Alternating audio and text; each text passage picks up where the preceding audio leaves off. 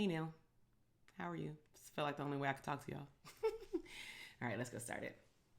Hey, and welcome back to the Branding for Abundance podcast, where therapists deserve abundance. I am your host, Dr. TK, licensed clinical psychologist and the #1 therapist business coach. So, in today's episode, I want to talk to you about should you hire family members? And so, this question comes up actually a lot, more than expected in our Dope Therapist Academy community. That is our signature coaching program in which we help therapists build a profitable framework for their private practice and or revamp the private practice that they already have to help them grow exponentially. And so this will be a short, I'm going to call it a workshop, but I'm going to focus on 2 points in terms of how do you hire family members, in terms of the things that you need to have in place or that you should have in place. And then secondly, we'll talk about the things to refrain from as it relates to hiring people that you know. And please keep in mind that when I state family members, this also includes close family and friends, like extended friendships and things like that. Okay. So let's go ahead and dive in. So let's talk about the yes. So you may be wondering, well, wow, I have cousins, I have friends, I have god sisters and brothers, I have a spouse. I want to hire them, right? So let's talk about why you should hire them and the things that you want to keep in mind. So the first area is, do you understand your core values? If you do, then the answer is yes. So your core values are, what does your business, what's your business mission? What are words that describe what your business represents? So for example, one of my core values is communication.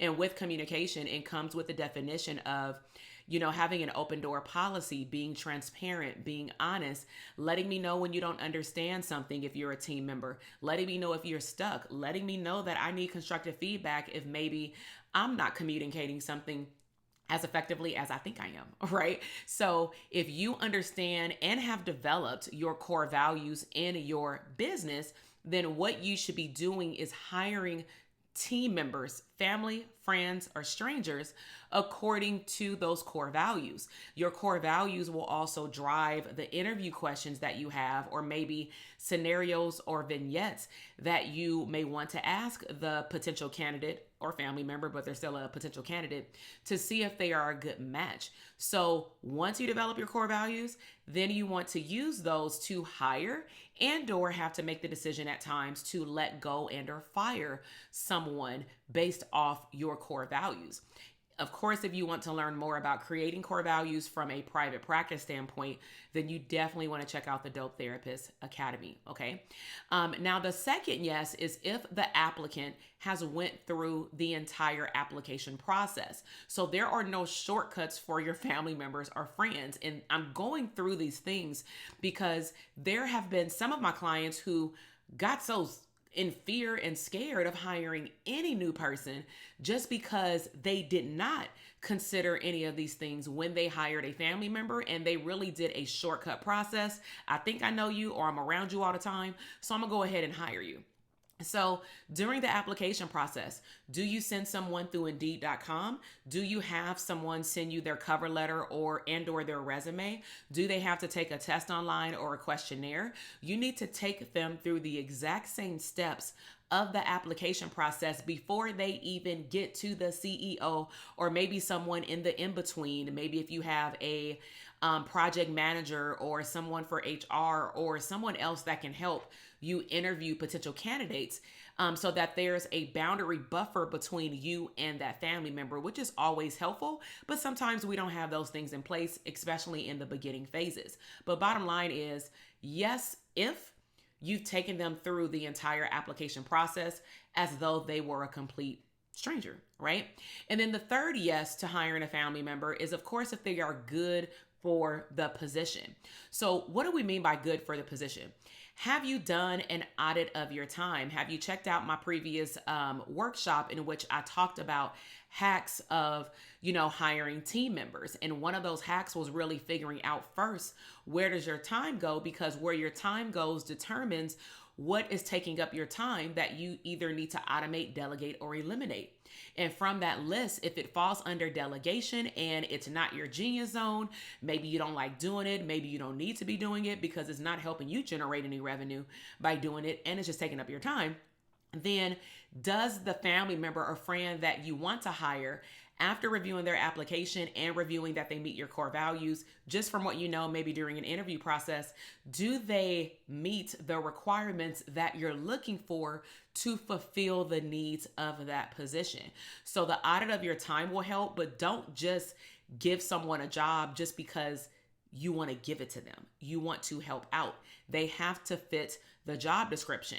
Now let's talk about the no's. When to not hire a family member or close friend. So if they come to you or you heard through the grapevine, they just need a job. Well, if they just need a job, let's go back to the yes. Do they adhere to your core values? Can you send them the application? Are they going to follow through? And pay attention to any red flags that come up about them even taking too long to notify you and send you their resume.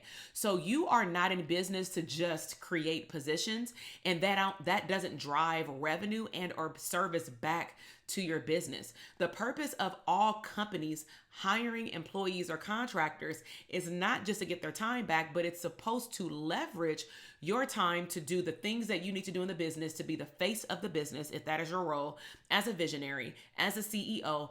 In your back office, the help in your business should be helping you continue to generate revenue while you work less. That is most business owners' ultimate goal. So you are not in business to just create positions that don't drive revenue and or service. Another thing you want to consider when to say no is if they don't have good work ethic. Let's go back to the example of not sending the resume or the cover letter. If you told your cousin, hey, I have a position available for customer service, I want to consider you for the position. If you're serious, and this is the things that I've told people that I know, if you're serious, send me your cover letter and your resume by this Friday. Let's just say if today is Wednesday. So they have 2 days that they're serious and they're really looking for a job to send it to me. Now, I would hope that they would take the time out to look at their resume, update it, because that's what they would do if they were applying to another job from someone that they don't know, right? So pay attention to patterns of things that even occur in your personal life. Now, I'm not saying that habits don't switch over when people go to work, because we know that we can go out with our coworkers to happy hour and they're a totally different person because they did a code switch, which is required, of course, when you're in a workplace. There are certain things that we just can and cannot do, how we can and cannot dress and or talk. Nevertheless, there are core value, traits that you can pick up on when you're around somebody. And if you don't like how they show up in personal relationships, what makes you think that they're going to show up any differently and be aligned with your energy and what you're looking for your company, let alone to work around other people in your company and or serve your customers or clients?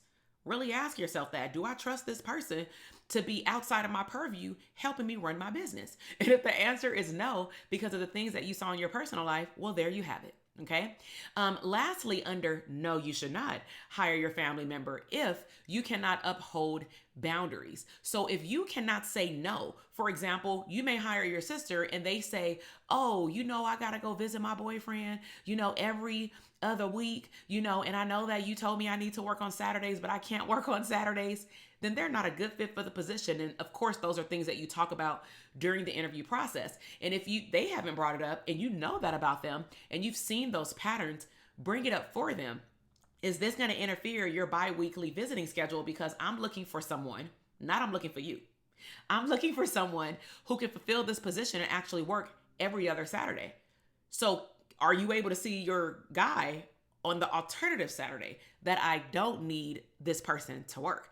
And if they say, no, I have to go on these particular Saturdays, and you're like, but those are the Saturdays that I need you in my business, because maybe you have online workshops or something like that, or I have a coaching business, so there's certain days of the month or quarter that I need help in my business over the weekend, I need to make sure that people are available. So if they automatically tell you no during the interview and application process, when you talk about their availability, why would you act like you didn't hear that and then get upset after you hire them? Because then you feel like they might be being disrespectful to you and your company core values because they're not in adherence to effective communication. But they were, or maybe you did not ask the right questions during the interview. So I want to share with you an analogy that I've shared with all of my students, and one of my coaches and mentors have shared this with me. Don't, if something goes wrong in your business, don't be too quick to blame the flower. The flower is your employee or your contractor. You are the environment as the business owner, right? You are the container in which you hold or house these, the employees or the contractors or both. So if something goes wrong, if somebody messes up or makes a mistake, which happens at a job site, right? Don't be so quick to blame the flower. First, evaluate and look at the environment in which the flower was expected to bloom. So, if from the beginning in the application process, you did not ask the right questions to get a better understanding of someone's availability, and then all of a sudden you remember that you have a workshop 6 months later, you then should have a conversation versus just telling someone when you need them to show up, because they may have prior obligations because they signed up for what you told them they would have to do. So a conversation needs to take place, okay? But if they are bringing up things and you've talked about it and they are violating the boundaries of their position based off the job description that they should have signed in the onboarding process, then can you say, no, actually, you do need to come to work this Saturday? And if they're unable to make it, can you write them up? Can you give them a verbal warning? Meaning, do you have the power inside to be able to say to someone that you love in your family or a friendship that probably you've had for your entire life?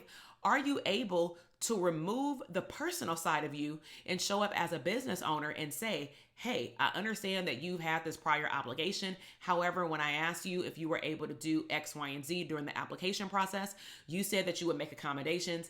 And now we are 2nd month in and you're telling me that you're unable to follow through on this part of your job description, which is a very large part. I need your help. That is your position.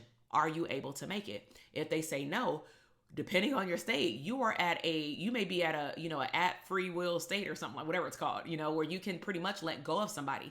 Now, I'm not saying that one thing will make you fire someone, but if that's the one thing that your business works toward all year or all month because you have virtual workshops or live workshops that create the most revenue in your business, and the biggest project that you have throughout the year or every year is the one area where you don't have any help, but you hired somebody and you paid them and invested time and money in them to train them to get prepared for doing this task, and now they can't show up to do the finale, that may mean they're not the right person for you.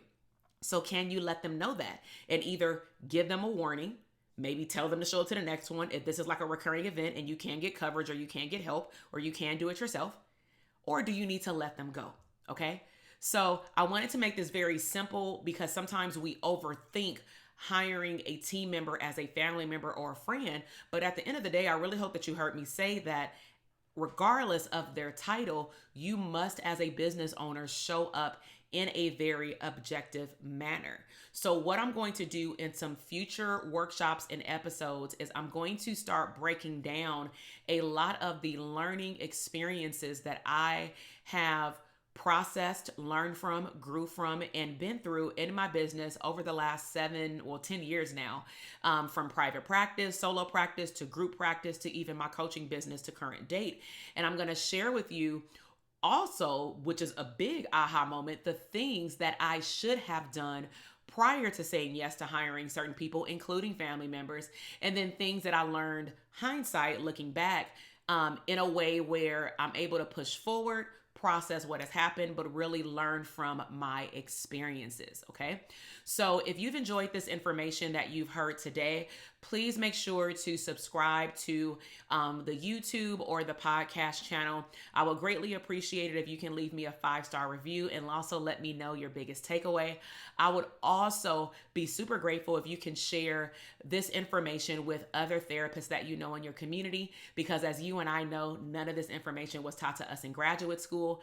And sometimes therapists just don't know what we don't know because we haven't been exposed to stuff outside of the therapeutic space. And so if you text the word abundance, or maybe give this phone number to your friends as well, if they text the word abundance to 310-388 8603, and we've also put this information in the show notes, you will get a few things from me. One, you will get access to our freebie library once you follow the steps to get on our text community list.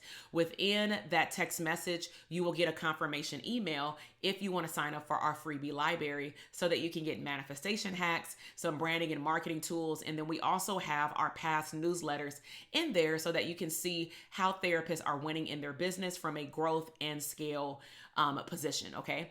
Also, what we do is Monday through Friday, I send out positive affirmations or take fast action in your business every single day, Monday through Friday, around 7 a.m. Pacific Standard Time, to motivate you in your business and your personal life to live abundantly. And of course, I want to stay connected with you so that if I do host a upcoming virtual or live event, or when the Dope Therapist Academy opens, or when we offer something else specifically for therapists to grow and or scale their business, you will be the first one to find out on that text list, because I am rewarding people who want to connect via text versus sometimes via email, okay? Even though I do both. And so I really hope that you enjoyed this episode, and I will see you in the next one. Bye.